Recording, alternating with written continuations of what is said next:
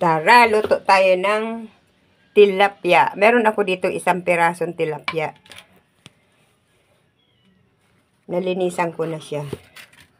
Ayan.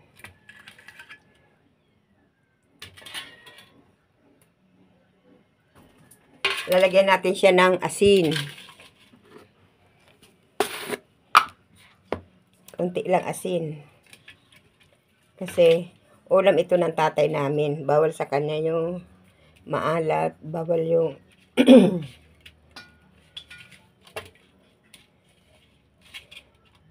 maraming mantika. Ayaw niya mag-ulam ng mga manok, baboy. Yan, gusto niya lang isda. Ito isda ay lalagyan ko siya ng dahon ng ampalaya. Ayan, ituturo ko sa inyo. Ito lang gusto niyang ulam. Ayan. Gagawin natin ay iprito muna natin itong tilapia. Meron na ako ditong mainit na kawali. Lagyan ko na siya ng mantika. Iprito na natin itong tilapia. Tatakpan natin. Kasi tumatalampik. Ayan. Balikan natin. Habang piniprito ko yung tilapia, himayin muna natin itong ampalaya. Ayan. Ampalaya. Bumili ako ng 2 pirasong tali. 2 piraso. 2 tali. Himayin natin.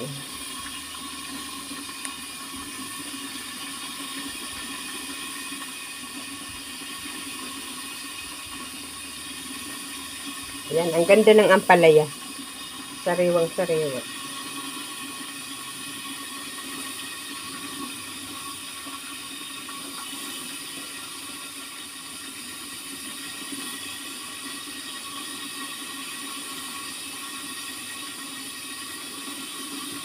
Ayan, ang gusto ng tatay namin.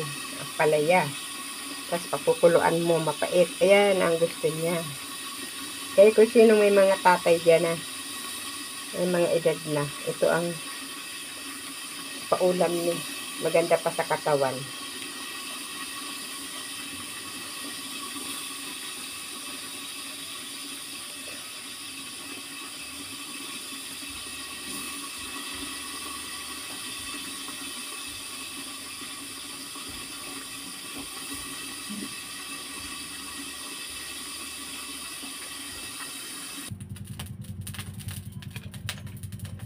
Ito na yung isda natin, na perito ko na. Ngayon, maglalagay ako dito ng tubig sa kawali.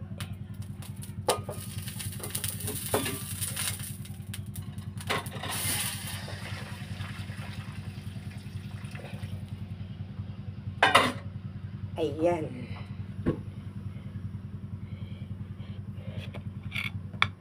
Ilalagay ko itong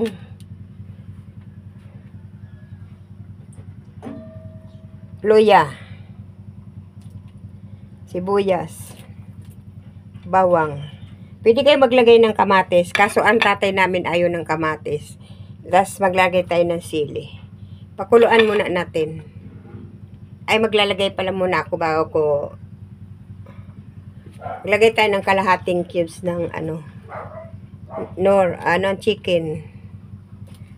Tapos paminta. Ito yung paminta.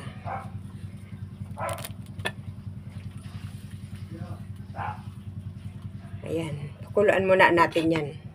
Takpan natin.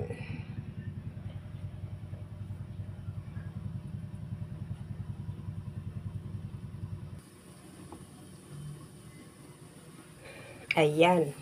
Ngayon ilalagay ko na itong isda.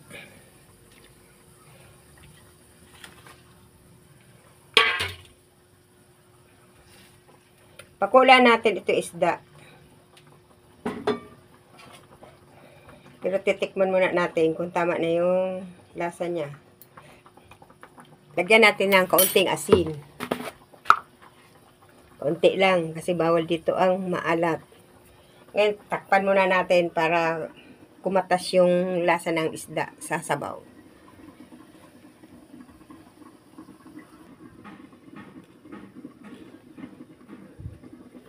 Ayan. Pag ganito na,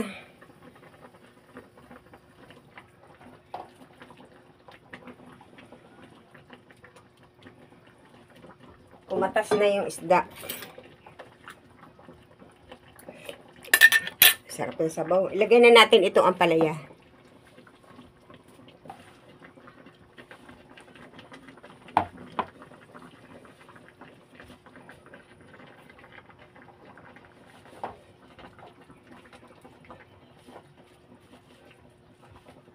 Kailangan pakuluan ko itong ampalaya kasi gusto niya mapait.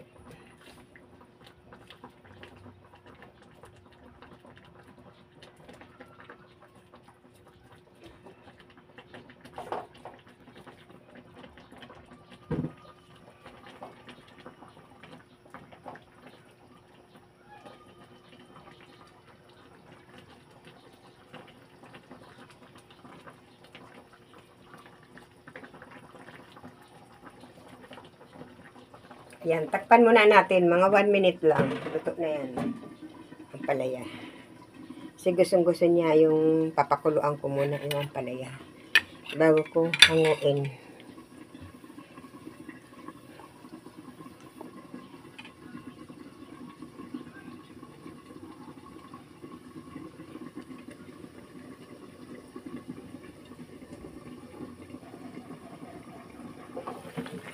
Ayan.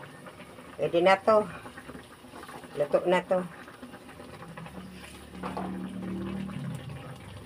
Tayin ko na apoy.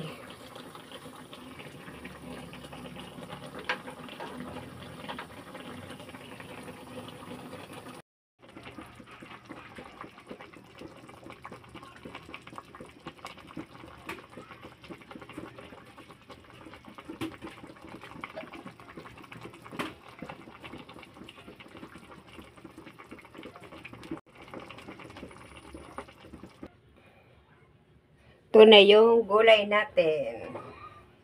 Ayan.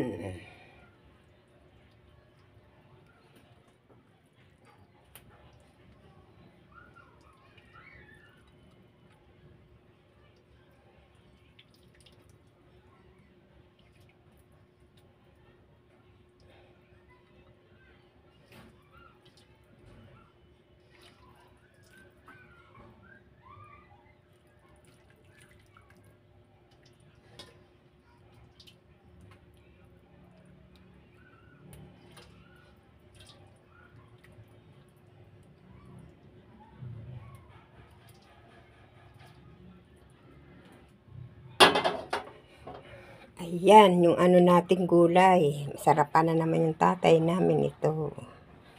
Ayan. Subukan nyo ito, napakasarap.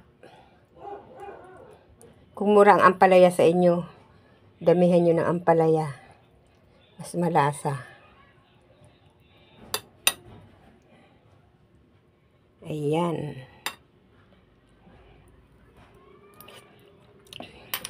Sarap. Kahit ganyan lang ulam eh.